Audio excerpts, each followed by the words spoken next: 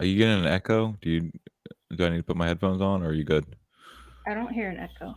Right on. Hey, everybody. Welcome to Conspiracy in the Morning, an impromptu. I might do this every morning because that's all I want to talk about in the morning is conspiracies. Oh, that's me talking to myself on another screen. Very cool. Very cool. How you doing this morning? I'm pretty good. How are you? I'm doing all right. Very good. I'm gonna make you a managing moderator. Nice. Do I need to click both, or is it just the one or the other? Oh, it's one or the other. One or the other. Sweet. So I hope everyone enjoyed the show last night. I did until after the show. Then I found out it was a disaster on the chat end, and I feel bad. That's my fault. It's my fault. I haven't had. Uh, it was a good show. So everybody watched the show. Watch the show. Just the chat got out of control, and I didn't do my job of managing that. And I Neither. apologize. Well, and I couldn't even. But Yeah. I haven't felt. I had douche chills all night of how like I was embarrassed. I haven't been that embarrassed since like Oh man. middle school, and I tried to like kiss a girl and she turned me down. That was the last time I felt that embarrassed. Oh man. So that won't happen Yeah. again, folks. I was gonna like. I felt like doing the live stream, entitled "Y'all Can't Act Right" and just like talk shit to my viewers for That being would do so like. nothing though. It was like it would do I nothing. know. I just felt like bitching at them, but I didn't. But fuck them. I mean, not my viewers, but just the ones who were assholes. Yeah, I guess in my head I was too optimistic and thinking that people would show up and you'll think that this is for them or it's not them. Good morning, Lady Wolf. Good morning. Good to see you here. No, yeah. Talking. I see you got your coffee. I got mine right here. Hi, My Lady Wolf. Bigfoot cup. I need some coffee. I was. Do you not have coffee? Do you not make the coffee thing? Oh, you didn't. You throw your coffee thing out? I think they threw like a lot of appliances out because they had bugs or something like that. Mm. So I we'll have be a talking Titanic conspiracies this morning. We're yeah. rolling into it. We're just gonna get there when we get there. How you doing this morning, Lady Wolf? Good to see you. Yeah. But yeah, as I was telling you before the stream started, you'd never heard about the conspiracy that the Titanic was actually swapped at the last minute for its sister ship, the Olympic. But when you go down there, doesn't it say Titanic like on the side of it or something? Oh, absolutely. This is where the conspiracy gets thick. There was three ships built from the White Star Line that was they were all sister ships, so they were all basically the same ship. The first one was the Olympic, the second one was the Titanic, and the third one was the Britannic. And the first ship, the Olympic, on its maiden test, well, it wasn't even a maiden voyage; it was a test run. It accidentally collided with a British destroyer and Oh, did heavy damage to it, to where it permanently had a list to the left, I believe, where it always leaned a little bit from the damage because it hit so hard that it bent one of the corkscrews on the propeller shafts. damn. So right off the gate, you had this brand new ship, top of the line, and before it even sold one ticket, it was heavily damaged, but not enough to where you could claim that it was totaled out. So the insurance company was said, "Well, you got to run it like that." Yeah. So the conspiracy was that as the Titanic was in dry dock being constructed, that and this is true, they did have both ships in dry docks next to each other, and people did report a lot of them backing out, doing a lot of switching and swapping around, like in terms of what docks they were in. Hmm. And the conspiracy was that they had switched all the stuff over from the Olympic and called it the Titanic, and then switch all the Olympic material over to the Titan over to what was the original Titanic. Okay, because it was already it was already damaged, so they wanted to just. Exactly. So they would take the broken ship, and rename it the Titanic, throw everything in there from the Titanic in it, Oh and wow. then have it have an accident, and and then they would get the insurance money for the Titanic, and then they still have a good ship left over. And this was actually a shockingly common practice back in the day, is this type of fraud with the ship industry. Not necessarily the full switching out over it, but calling something else, just kind of playing with the paperwork to claim insurance. And then when the Titanic first showed up in the port, there was people said that, oh, when it showed up, it was had a list to the right or to the left to its port side. Is there evidence of all this? It's all eyewitness statements, but now the ships were constructed in Belfast in Ireland, and So a lot of the rumors came from the Irish who built the ships. This is kind of where it gets kind of complex because like the British didn't really particularly care for the Irish. They were all drunks and all that. So they always kind of summed it up to just them talking crap and rumors. They also did not allow Catholics to build any of the ships in Belfast. It was only Protestants. Wow. So there was another conspiracy that there was a lot of the dock workers claim that the ship was cursed because of its hull numbers. If you reversed it, it said no Pope. Because it was like, I think it was like 390904. And if you flipped it around, it looked like no Pope. But that was kind of proven to kind of not be true because that wasn't the hull number, and no Catholics ever worked on the ship. So they wouldn't have even seen that to begin with. Where do people come up with this stuff if it's not even true? It's crazy. Oh my God, my cats. Well, I give a little bit of credence to that insurance fraud swap. That sounds interesting. Lady Wolf said, didn't they run out of supplies, which caused them to use flimsier bolts? They didn't necessarily run out of supplies, but what it was when they were building the front of the ship,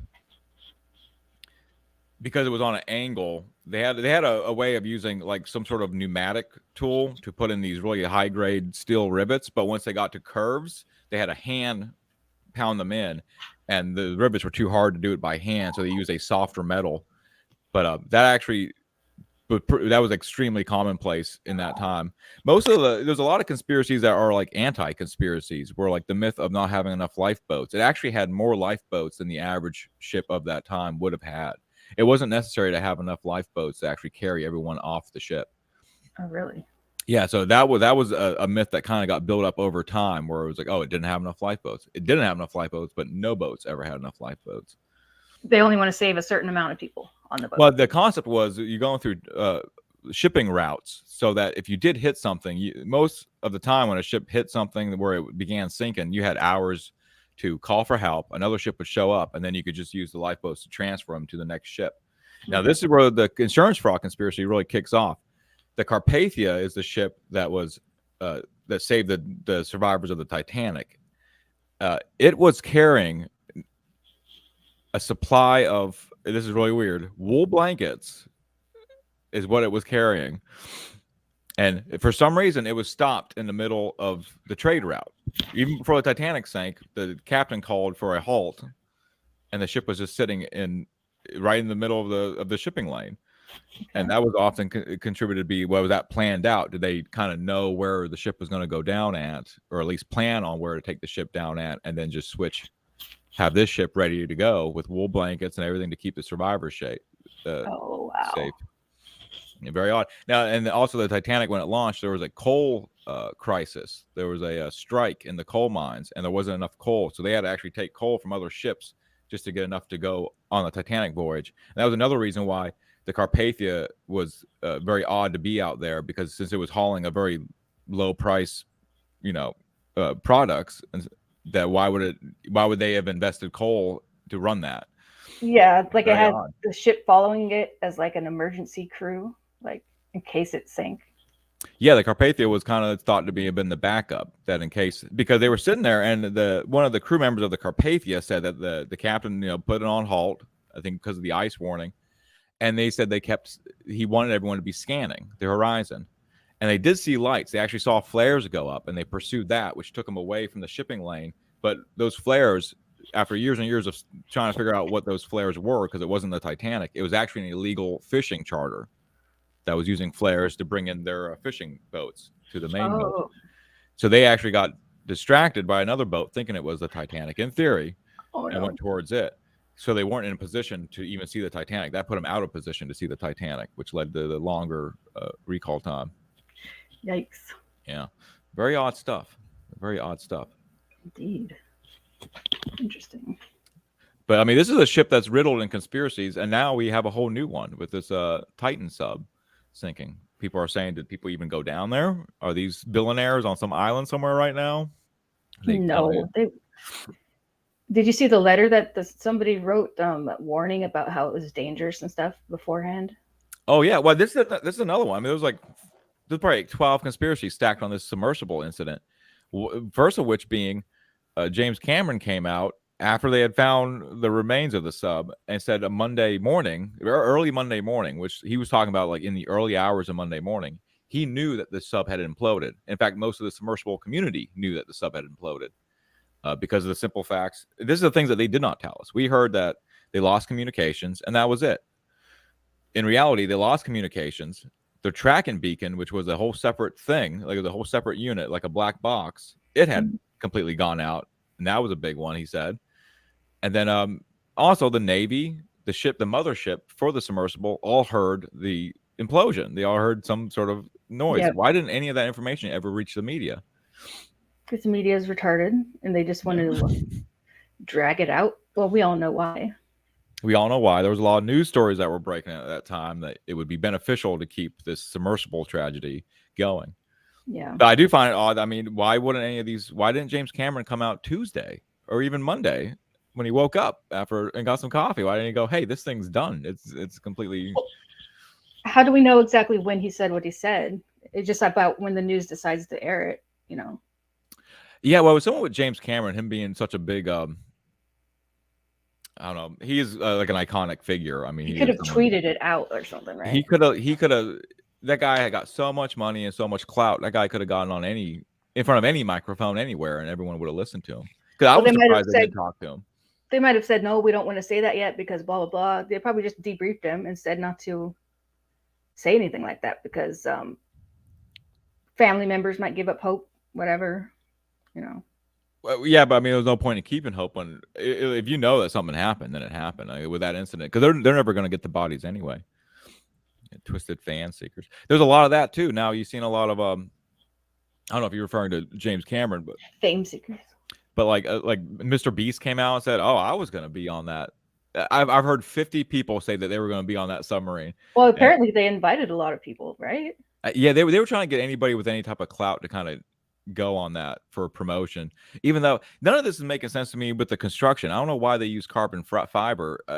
The only reason you would use carbon fiber for anything is to save weight. That's what's beneficial about it. But is weight really an issue when you're dealing with a submersible? Like you already have a giant ship you got to take out there anyway. You got a giant. You want it to be heavy, right? But you want it to be tough. So I would just assume like maybe I'll do it the same way that everyone's always done it, and no one's ever died from it before. So I'll just go with that route. But they had to do it like an independent build and everything, which is that guy is really that Stockholm, or what's his name? What's that guy's name? Stockton Hauser or whatever. What's that guy's name? I don't know. But the guy, that CEO of that Ocean Gate, that's a weird guy. I can't believe that he went as far as he did. It would be like if Elon Musk was like, "I'm making spaceships out of plastic." You'd go like, "Wait a minute." Like people say that that's not a good idea. And you're going to put people in it instead of... you're going to put people in it untested. That's where I can kind of give credence to, like, is this some type of weird plot where these billionaires wanted to kind of be taken off the list of billionaires and just go live a private life somewhere on an island somewhere? That's ridiculous. It's Stockton, by the way. I was just looking at something. Okay. But no, it's not that in depth. I think they just got obliterated because just poor handling of the whole situation. I guess money doesn't equal intelligence. Because I mean, me being poor, if they offered me that ride down there, I would have been like, "Well, no, this doesn't seem." I know what a submersible looks like. This doesn't look like a submersible. This isn't even made out of the same stuff. It looks very shoddy. And now people are saying that they would have probably gotten some warning before the implosion because he had put sensors on the hull to detect when the carbon fiber was fouling. And James Cameron brought up, what's the point of putting sensors on something that you can't do nothing about? Yeah. So, I mean, I agree. So you know what's happening, I guess. It's just their... this is a letter from 2018. Yeah, somebody wrote it to Stockton telling them about how they're not following safety regulations and this and that. And they're worried about it. So apparently this industry's been around for 40 years. I didn't even know that. Lady Wolf says, I just don't get how everyone could know the past record with submersibles and still go into it. Well, that's kind of what I'm saying. This is the first submersible to ever implode. This has no one's ever died in a submersible until now. No, yeah, that's what this letter says. Like they have a really good track record, but that the Titan was kind of going to ruin that because they're not even following the standards that are set in place for safety. So. Yeah, only because they could get away with it. They were like, oh, we don't have to get And it was a loophole. Did you hear about how that is possible to do this? Since the ship's not leaving port, it's on a ship.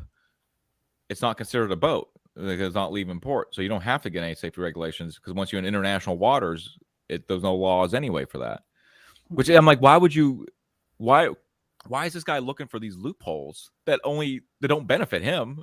It doesn't benefit anyone. Maybe it costs too much. I don't know why he would want loopholes for safety. That's crazy. I'm sure it costs money, but I mean, this is a big operation. You think he would just get more investors to be like, hey, let's build a proper giant submersible and we can take a whole group of people down there. Wasn't he in it though? Is that the guy? Did he die? He was in it. Yeah, he got it. So he and this is how messed up I kind of feel sometimes. I wish he wasn't, just so we could bash him. Yeah. But at the same time, I'm like, well, at least he was in it. He got the fate that he put other people into too. Yeah, because the one James Cameron went in was perfectly fine. Like, yeah, he went down there. James Cameron's been down there 33 times. He spent more time on the Titanic than the captain of the Titanic. Damn. And once again, this is why didn't the news ever go to him during those 4 days? He was the first person I thought like we should talk to. I was like, well, talk to James Cameron. That guy's been down there a ton of time. And not only has he been down there, but in the movie Titanic, there's actually a few shots where they put these light systems around the actual Titanic, and he filmed the actual Titanic in real submersibles. Oh, cool. Like, so if you watch that movie, you're seeing some of the shots. Other ones are models, but some of those shots of the submersibles around the Titanic are real, and they look phenomenal. So, like, if anybody was going to go down there who understood the infrastructure needed to go down there, James Cameron's the guy you talk to.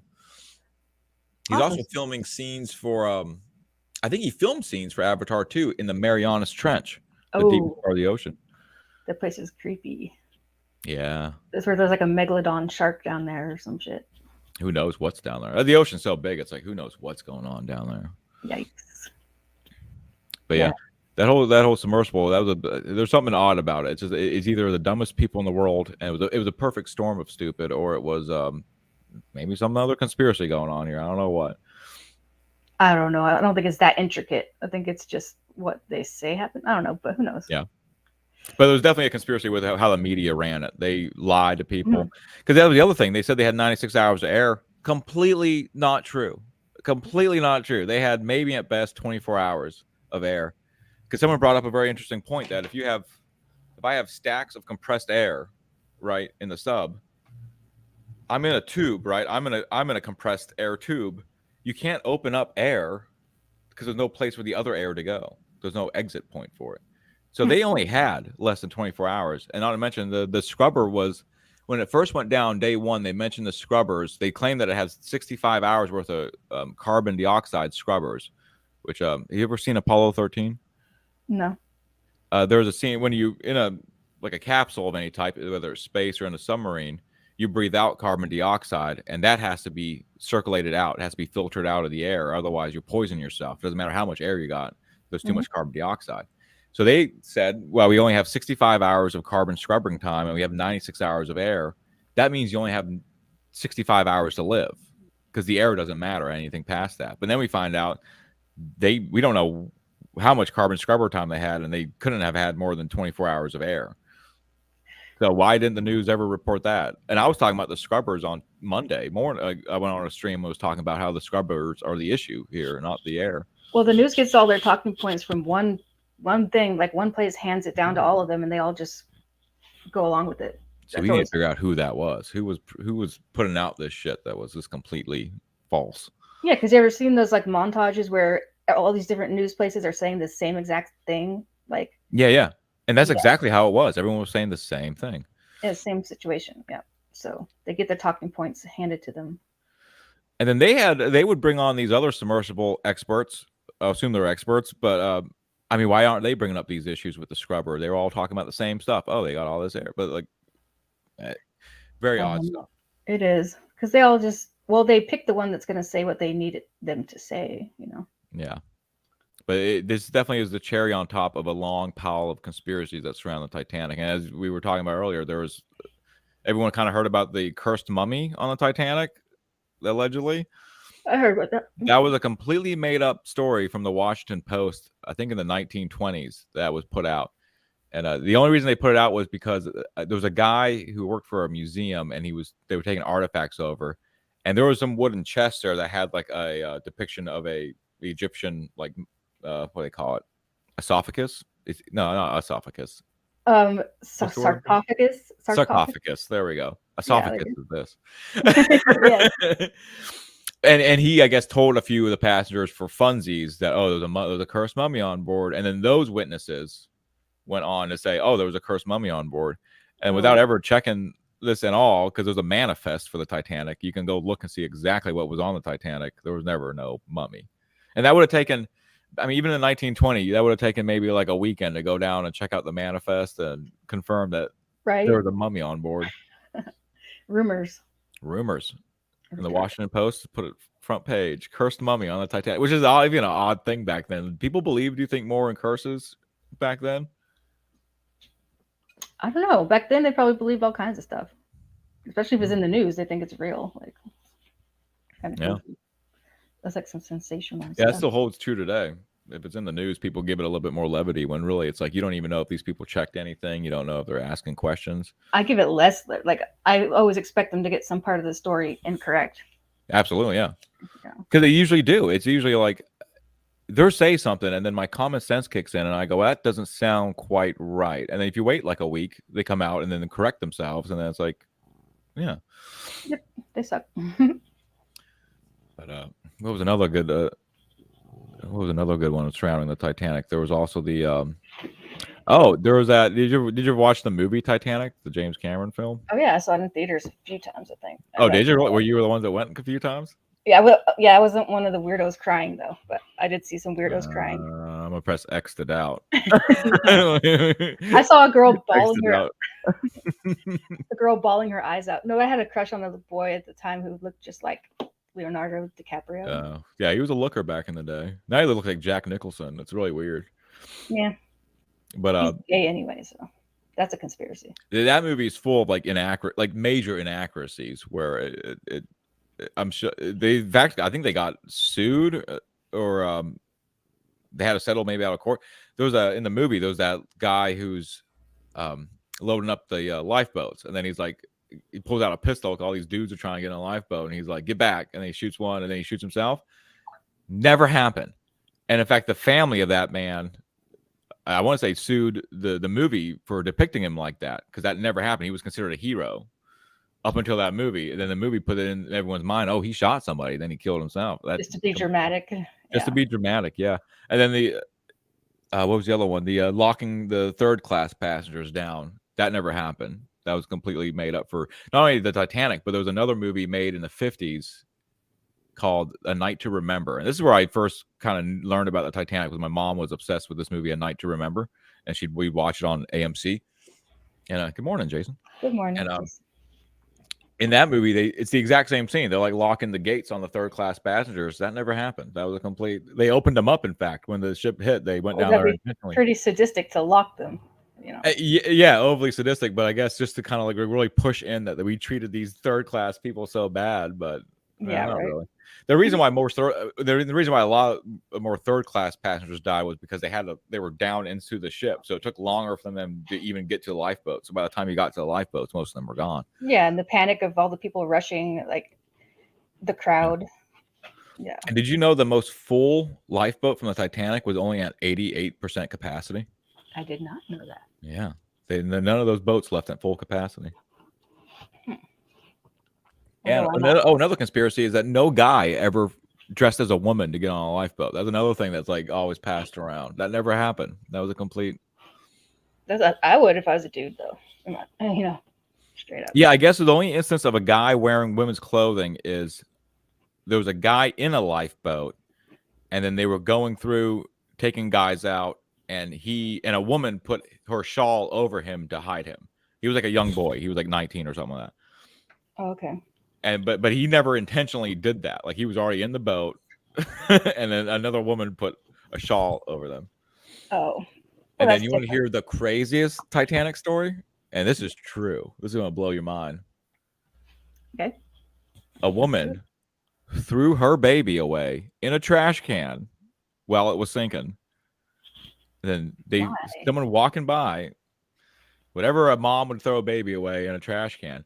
And then it happened to be that one of the workers, one of the White Star Line employees, heard the baby crying, or maybe it was a passenger that heard the baby crying, pulled him out of the trash, handed it to one of the White Star Line lifeboat people, and they were like, whose baby is this?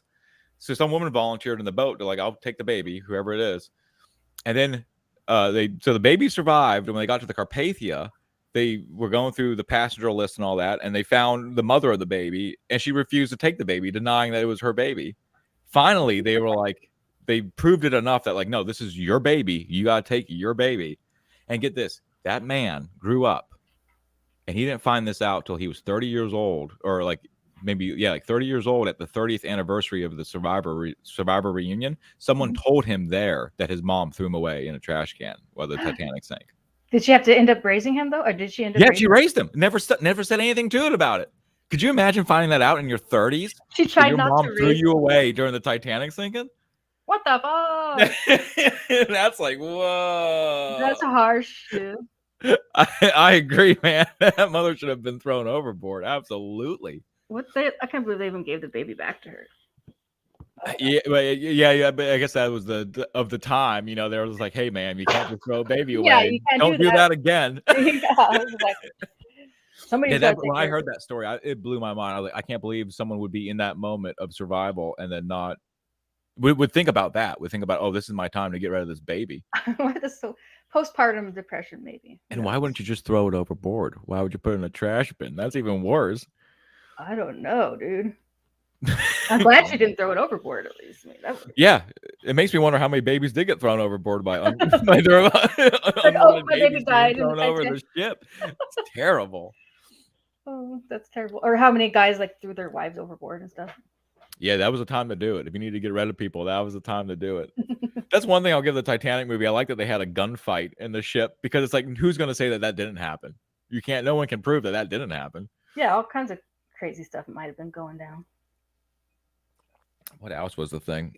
Oh, someone opened a it sank like really fast, faster than they expected, because someone left someone went to go check when they went down to assist a lifeboat that was dropping. They opened this big cargo door that's on the side of the ship, like where they bring in the crates and all that for supplies. Mm-hmm. And he checked it and then didn't shut that door. So when it got down to that level, water just poured into it, and it actually increased the sinking by about 45 minutes. They said if that hadn't been open, they would have probably had another extra 45 minutes, at least fill up the boats better. Oh my goodness gracious. Yeah. If you just joined us, we're talking about late-term abortions on the Titanic. I'm trying to think of what some of the other guy? How did he feel about that? The guy who found out his mom threw him in the trash can.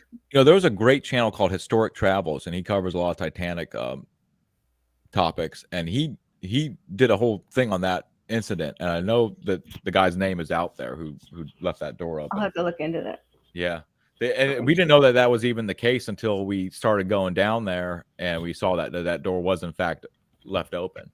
Yeah. That's what proved that, like, oh yeah, they totally left that giant. I mean, this is a big door. It's like 8 by 8. It's a huge door. It's not something little. Yeah. How's chat doing? Yeah, we got a few people in here. This is nice. Hello, people. I hear my cat. He's doing his thing again. My favorite thing is definitely the Olympic and Titanic switch over for the insurance scam. I think that one, I don't know, rings true to me. But what's painted on the side of the boats, But I was saying, you can repaint that. It's not that hard. At the last minute, they would have repainted them. I think people would have seen that going on. Well, it wasn't last minute. They had months to do the switch over. From the time that the Olympic came out, and then while the Titanic was being constructed, they could have easily switched it out while it was being constructed. The only flaw to this conspiracy that this involves like having no one talking about it, like no one who built the ship mentioned this. That would be the biggest flaw to it. True. Yeah, nice little 30-minute one. I mean, hitting an iceberg is going to mess it up regardless if it was already messed up. Yeah. And then for a while, there was conspiracies that it wasn't an iceberg, that perhaps someone put a bomb on it and all that. But then, I mean, obviously, once this is like, I'm talking about like in the 30s and 40s, there's a lot of conspiracies about what sank the Titanic. And also, it was a big thing about how whether the ship cracked in half up top, or if it just sank. That was like a big debate because half the survivors said that they saw it crack in half, the other half said it didn't. And they ended up, it wasn't until recently they were able to do like a 3-dimensional like reimagining of the sinking with the proper lighting, with the proper stars and everything, that they said that, and then they planned out where each survivor was at the time that it was sinking, and then they would put themselves in their own POV positions, and depending on where you were at, you wouldn't be able to see, you would see different things because of how dark it was. Oh yeah, it's dark. Sorry, my cat is out of control. But like in certain positions, that it looks like you didn't see it break in half. In other positions, you could definitely tell that it broke in half. Interesting. But it never went straight up in the air like in the movie and went down. That was not true. When would it break in half then? Well, it broke in half, and then they said that the most point it only got to like maybe like a 45 degree, and then maybe like they said maybe like 50 or 60, but like that it went. That was enough for it. Was never like straight up and then like. Oh, okay.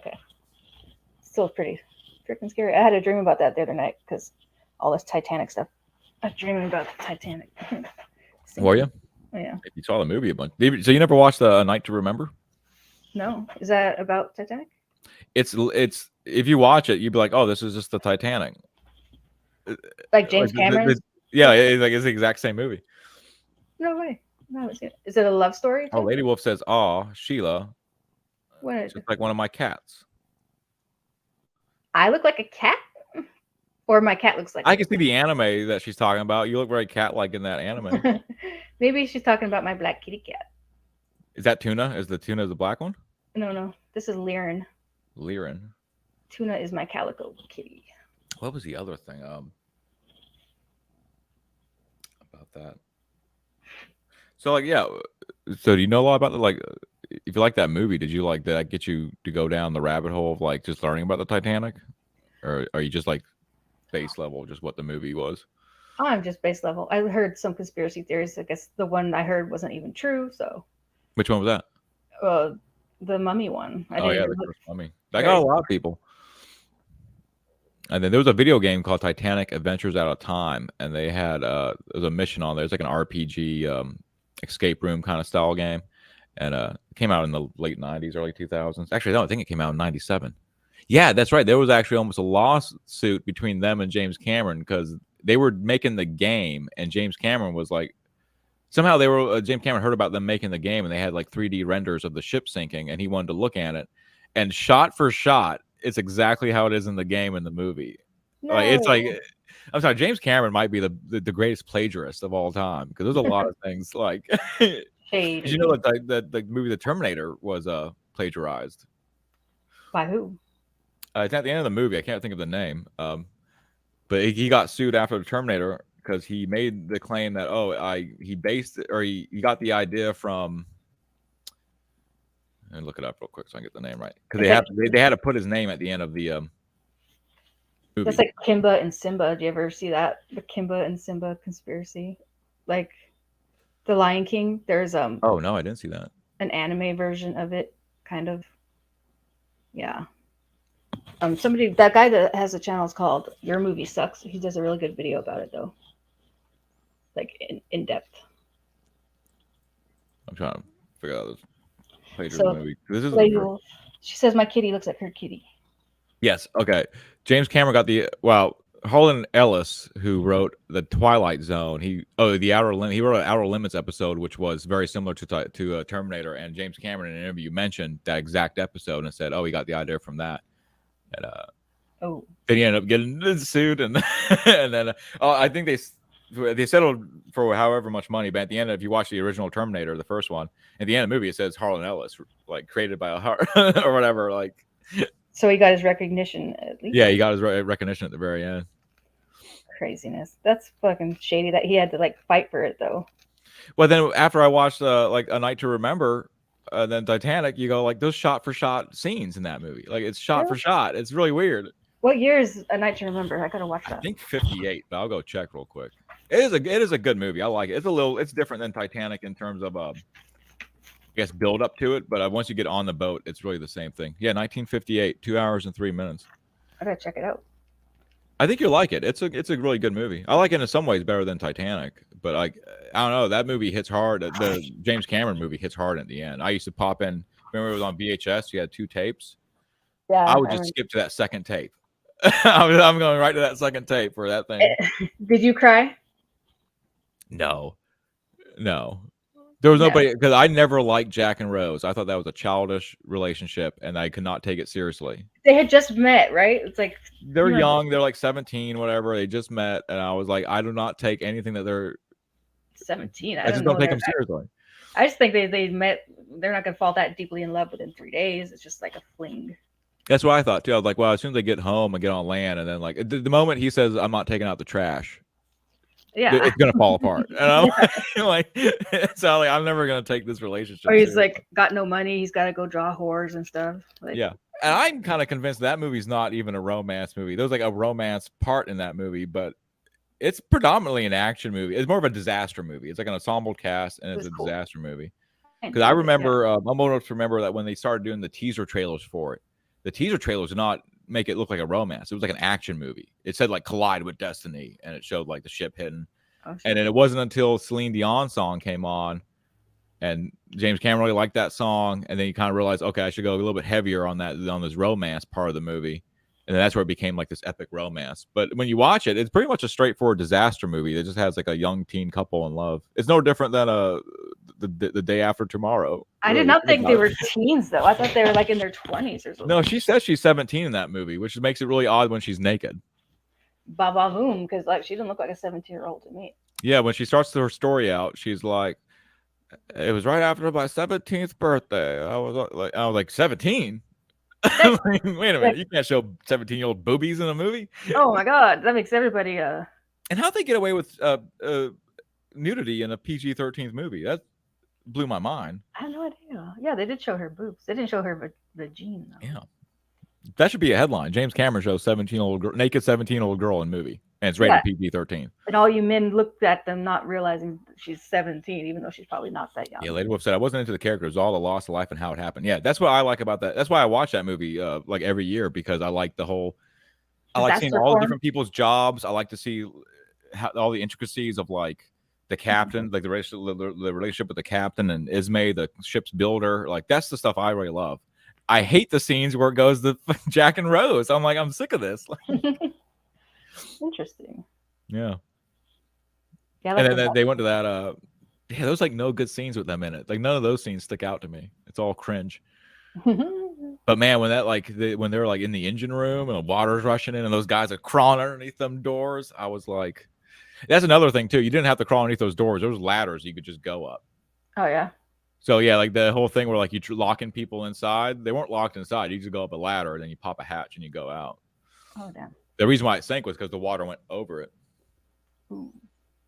Oh, Lady Wolf said it's only R-rated if they show south of the border. Really? They don't show boobs enough these days then. Yeah, that's the case. We should boob it up in PG-13. Yeah. What the heck? I feel like maybe like Steven Spielberg gets away with a lot of stuff. So I think if you have enough clout as a director, you get to push the limits a little bit more. I think the standards have changed. I feel like they've changed because like, well, it's always been you could say an F word in a PG-13, but it can't be sexual related. So you can say F that, or you can say what the F is that, but you couldn't say like mother effer. That's going too far. That's implying a sexual act. So you can use an F word in PG-13, but I did not know you could just do frontal nudity. Didn't know that either. Yeah, I would definitely recommend. I might watch A Night to Remember tonight after work. I might sit there and watch that movie again. It used to be free on YouTube. It's probably not now, but I think there's websites you can find any movie to watch though. That's true. Yep. And then what was another one that was a conspiracy with the Titanic? I covered the guys not dressing up like women. That didn't happen. Trash Can Baby. Covered that. That's my favorite. That's my all-time favorite. When I heard that. But there is on YouTube. After 10 p.m., they swear like Trooper on TV. Yeah, that's another thing. That started a while ago, but I remember that it was the show The Shield.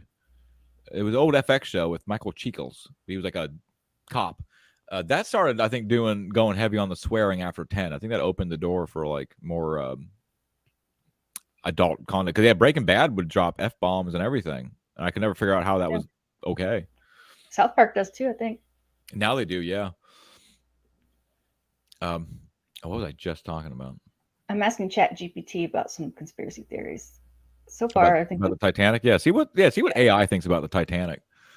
I'm really curious about that because there's all endless information out there for it, so they can scan it and get their own opinion. It says, while there are numerous conspiracy theories surrounding the sinking of the RMS Titanic in 1912, many of them have been thoroughly debunked and lack substantial evidence. However, here are a few lesser-known Titanic conspiracy theories. Okay. The Titanic Olympic switch, which we went over. The coal fire theory. Some theorists propose that a coal fire played a significant role in the sinking of the Titanic. Yeah, there was in fact a coal fire in one of the boilers in the Titanic when it was actually shown up in port, and there was a picture that came out where you could see the hull was darkened in one spot. But I think some of that was debunked, and they said that coal fires weren't super uncommon in that time. You could because they were easier to contain. You can contain it in a boiler, but that could have weakened the steel enough to where when it hit the iceberg that it split. There's no concrete evidence linking it directly to the sinking. So I guess there was a coal fire. I love the term Titanic trash can baby. Really, imagine being that guy existed. He's not with us now, but he existed. He's so lucky to be. Well, I guess he's not alive anymore. Do you think that would change? I wish he was around. I have 100 questions to ask him. Like, that would just change my entire relationship with my mother? Yeah, entirely. Like, she denied it to the death, probably. Yeah, but how could you? I mean, you're in a reunion. You got like 100 people going, like, yeah, you were the trash can baby. Hey, trash can baby. There's a fourth conspiracy theory called the Federal Reserve Conspiracy. This theory proposes that some of the wealthiest figures on board Titanic. I'm glad you brought that one up. Let's talk about that for a second. Yeah, what do you know about it? Well, there was since it was the greatest ship of the time, the most luxurious ship of the time, every wealthy, the wealthiest of the wealthy, are all booked to go on that ship. And let me get the list of. Can you bring that up? The list of people that got off the Titanic right before it left, because it was like, you had Rothschilds who were all booked to go on there. You had Vanderbilts, and you had the Astors. Who was the owner of the Chase Manhattan Bank? But you had all these bankers, and that were going to go on the maiden voyage of the Titanic. And then all the ones that were pro having a Federal Reserve, a one central bank, they all got off the day before the day the Titanic left sail. And then the only ones that were left on were the ones that were opposed to a central bank, and they all died. Interesting. And what's the odds that what's the odds of that? When we're looking for like the passenger list of like who died and who didn't. Lady Wolf said, I'm gonna remember that when I encounter idiots. They must be trash can babies. Yeah, absolutely. I asked the ChatGPT about the Titanic trash can baby, and it said it's an urban legend that emerged in the early 2000s and gained some attention on the internet. See, I believe it though. I 100% believe it. What makes it an urban legend? It says, however, it's important to note that the Titanic trash can baby theory is entirely fictional. There's no credible evidence or historical documentation to support it. Blah, blah. Oh, damn. Come on. I want to believe that one. ChatGPT, it will make things up. It's called hallucinating, so it might just be hallucinating this whole situation. I mean, I could have sworn that Historic Travels covered this story and that it was backed up with like people saying like, no, that happened. That 100% happened. It probably is hallucinating, filling in the blanks and stuff. It does that. It's not. Is ChatGPT, is it like anti-conspiracy sometimes? Like, does it kind of always? Yeah, well, at the end here, it says, when exploring conspiracy theories, it's crucial to critically evaluate the available evidence and rely on factual information rather than unsupported claims or fictional stories. So yeah, it's anti-asking questions. That's like controlled, right? So like they have like barriers. Let's talk about that for that. Maybe a good segue into that. Like, what is the limitations of chat? What controls does AI have on it? It's what the people are the ones controlling the AI and stopping it from doing everything that it can possibly do. So it is censored, like it inability to. Okay. There's some ways to trick it a little bit. You can tell it to pretend to be somebody else who could answer the question that you're asking it, and then it'll answer it in a real way instead of just putting up roadblocks and shit. Well, I know that was one of the ways that like someone hacked it. It was more of a negotiation. Like it was a matter of how they worded it to chat. GPT. Yeah. And Isn't sometimes that weird that hacking now is negotiating with a computer that's talking back to you? yeah, and we're just trying to hack to get around the sensors put in place by humans that like have nothing to do with the AI. It's just like they're just put it there so like it doesn't offend anybody and shit. That's wild. Yeah, because you mentioned Yeah. it doesn't do like it won't talk any type of sexual content or nothing like that. Like it's Nope. There's some other ones that do, out there. Was there any more Titanic conspiracies that had listed? Let me see. I'm gonna double check this trash can, baby. That might be a whole episode on its own. I wish that guy was still alive. I wish we had the internet 40 years ago when that guy was 80 years old. I could have asked him. I believe you. I believe you saw a show about it. Could we, for example, and I would implore everybody who's listening, go on YouTube for perfectly free. You can listen to the actual eyewitness accounts recorded of the survivors of the Titanic. They recorded it in, I think, in the 40s or 50s. Someone actually sat down and recorded everyone's survivor story. I would implore everyone to listen to that. Yeah, because they're fascinating. And I was wondering, like, if we picked out one of those survivor stories, gave it a Chat GPT, could it emulate the survivor? maybe. That might be a cool thing. We should look into that. We could look into it. We could interview a Titanic survivor. Quote, quote. No, yeah, I could make a chat bot that is like, yeah, I could do that. What if it's just a bot where like we could feed it all the information from the Titanic survivors and then have it talk to us? Yeah, maybe it could be able to like piece together things that we never saw before or never lined up. There's a service that can do that easily. It's called character.ai. Yeah, we could make our own little bot. It's easy. Wow, that'd be interesting. It'd be interesting to see what like an amalgamation of Titanic survivors would talk about. And that's true. The only other theory it says on here that we haven't gone over is the U-boat attack theory. German U-boat submarine attack.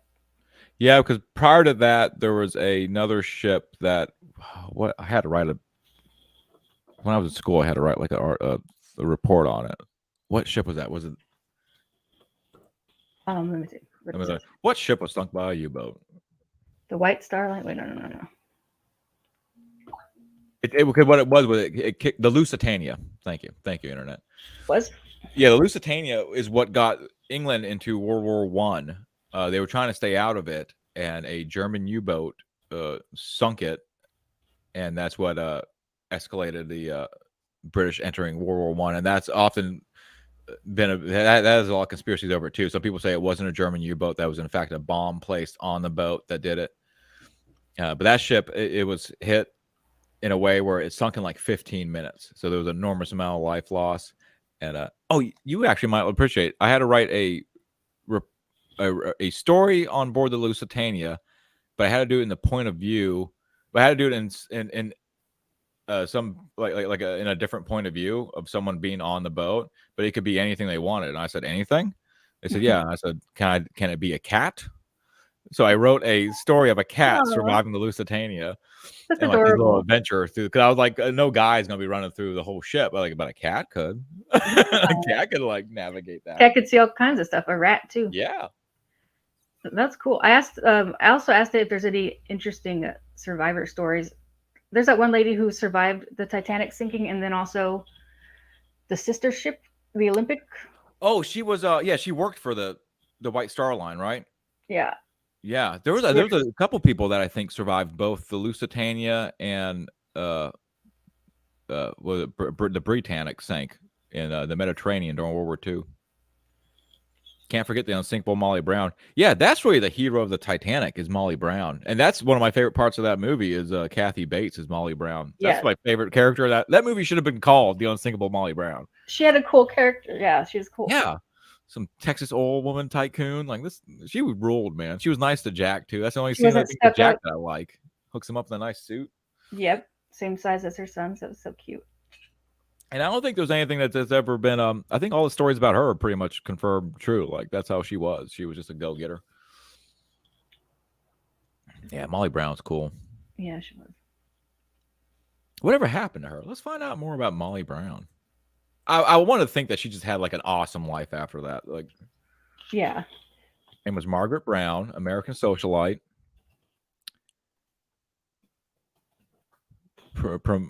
posthumously known as the unsinkable Molly Brown. She was a passenger on the Titanic. Following the Titanic sinking, she actively participated in the rescue efforts aboard lifeboat number 6. She encouraged those on the lifeboat to row back to the site of the sinking. Yeah, I always remember Rose's mom saying that to her, like, "Oh, she's not." What was the term they used back then? She's new money or something like that. Yeah. Oh, she's She's not new. old. I hated Rose's mom. I wanted to I You hated wanted to that punch woman. her, right? I know. She continued her active and influential life. She championed women's rights, labor rights, and education, according Makes to sense. ChatGPT. Makes sense. I can see her doing that. She worked as an actress and a philanthropist during World War I. She volunteered with the American Committee for Devastated France and helped with the humanitarian efforts in France. She passed Wow. away in 1932 at the age of 65. Oh, I guess that's probably average age back then. Wow, she stayed busy then. I wonder if she's ever acted in a movie. Like, is she in a movie somewhere? Let's see. Let's see. I didn't know she was an actress. That's awesome. I'd love to see her act. Let me ask ChatGPT, what movie was she in? Margaret Brown was portrayed. Oh, she was portrayed. Purebred. I think it's getting shit mixed up. Pardon my language. Because it's talking about how people depicted her, not what she acted in. Oh, it's thinking of people that played her. Okay. Something like that, yeah. Let me bring up Wikipedia real quick. Wikipedia is accurate. For the most part. No, it's not actually. It's really not. Yeah, I know. I was saying that a little bit. No, I was thinking about the Comicsgate one is so not accurate. She was passionately armed with Titanic. She unsuccessfully urged the crew in lifeboat number 6 to return to the debris field to look for survivors during her lifetime. Her friends called her Maggie. By her death, her obituaries referred to her as the unsinkable Molly Brown. Much better nickname. Referred to her as Molly Brown, 1933, book Timberline. I didn't know Molly was short for Maggie. Maggie's the name of the cat here that just had 7 babies. Oh, really? Maggie, yeah. Synchronicities. Woo-hoo. I guess not too much about known. I guess back then they didn't really know too much, but she's believed to have been born July 18th, 1867. That's coming out. That's coming up soon. Oh, wow. In a cottage near the Mississippi River in Hannibal, Missouri, on Dinkler Alley. I wonder if we can go there. The 3-room cottage is now Molly. Oh, it is. It's a museum now. We can go there. Her parents were Irish Catholic immigrants. Right there, they don't like her for that. They're. I don't know. It's not racist, but what do they call it when you don't like someone else's religion? Oh, discriminate. I don't know. Yeah.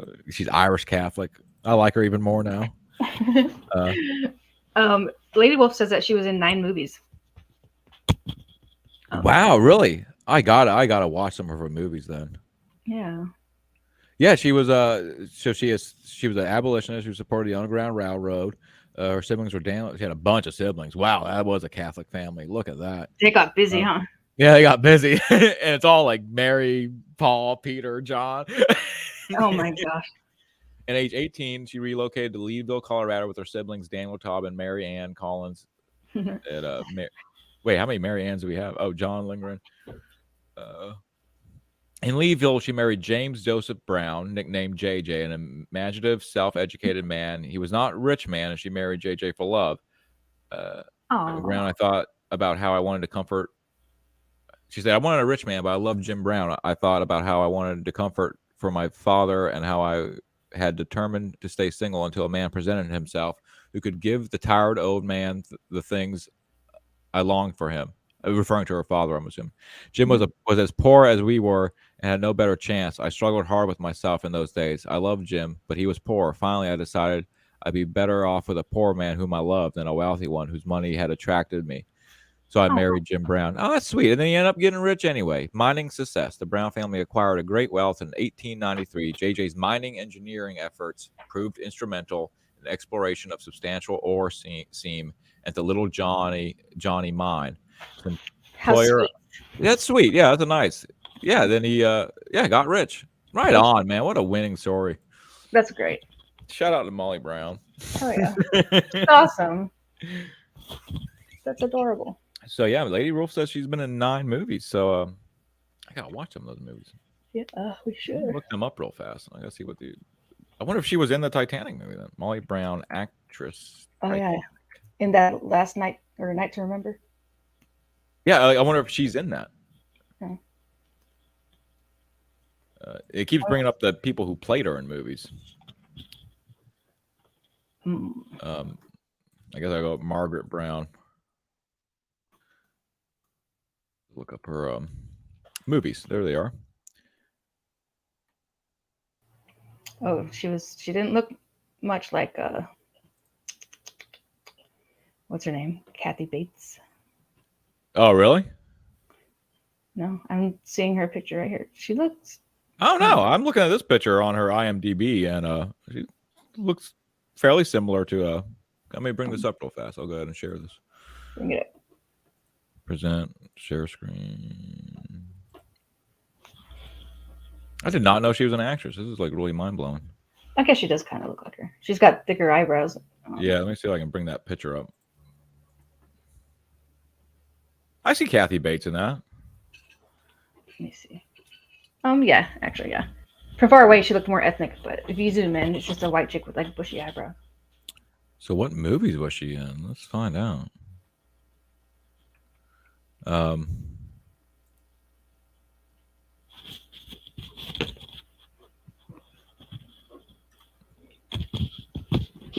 mean, I'm trying to think when. These are all like archival stuff, I'm sure. Oh. Maybe she just did theater or something like that. I don't know. Hey, Lady Wolf, do you know what movies she was in? I would totally watch one.